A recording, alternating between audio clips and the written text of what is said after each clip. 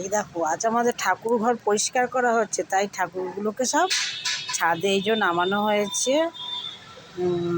দেখো গণেশজি, হচ্ছে আমার কার্তিক ঠাকুর।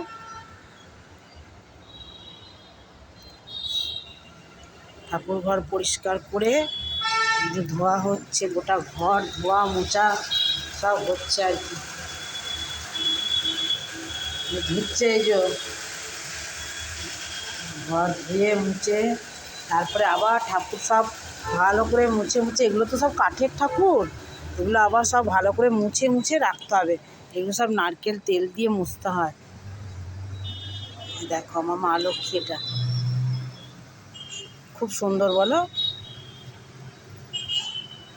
প্রত্যেকটা ঠাকুর এত সুন্দর, কাঠের ঠাকুরগুলো ফিনিশিং করেছে, মানে খুব সুন্দর, এত ভালো।